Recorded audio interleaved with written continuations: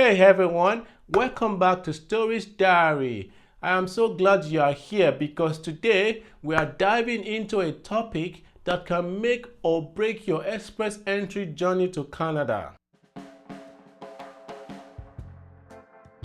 In this edition, we will discuss the critical concerns about avoiding making the mistakes of skipping your express entry profile updates when a province sends an expression of interest (EOI) or the IRCC does a draw. Stick around because I am sharing my personal story and some strong advice to help you avoid the pitfalls that I encountered. Let me walk you through my journey. I entered the express entry pool on June 13, 2024 and submitted my profile using my IELTS result. I knew I needed a higher score to increase my chances, so I retook the IELTS and updated my profile in July. Everything seemed on track. By August, I found an error in one of my employer's names, so I corrected it and resubmitted my profile, feeling confident. Fast forward to September, the news was buzzing that Ontario had sent out notifications of interest (NOIs) for a category draw under the Human Capital Priority stream. I eagerly checked my email and express entry profile. Nothing. That is when I discovered my last update had not been transmitted. My heart sank as I realized I had missed a golden opportunity because of that oversight. So, what went wrong? In my case, I had updated my profile but did not double check to ensure it was transmitted correctly. I discovered an error in one of my employer's names and I needed to correct that error. So what I did was open up the profile, made that correction by swapping around the names of the employer. I just want to be sure.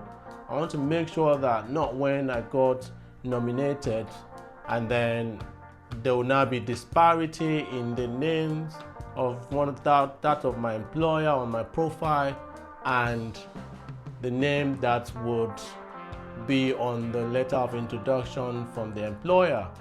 So as a result of that, I decided to update my profile to make sure I correct that error. Having corrected that error, I actually did submit it, and in my head, I can bet you that I transmitted it. That is what I will argue. Because if if you want to submit your express entry profile and transmitting it, you need to type in your secret question and answer. You need to sign before you finally click the submit. If you don't get those information correctly, like the secret question and answer, you won't be able to transmit it. So I passed that stage.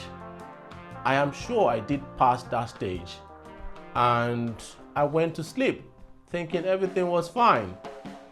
And I remember I belonged to a Telegram group for express entry and provincial nominee applicants, So the news started flying on that Telegram group, and then I reached out to one or two people privately to ask, oh, when did you receive this nomination of interest from Ontario, and different people were telling me, oh, I received at so time. And so I said, okay, there's a chance maybe it has not gotten to my turn and I need to wait, because a day after, some people were still receiving the nomination of interest. So I was hopeful, thinking, okay, maybe I'll get my notification as well the following day. The following day came, I didn't see any notification. So I had to ask question, what do you think could be wrong? Because I fall in that bracket of the draw the minimum score, and so therefore, I mean, I had to be invited.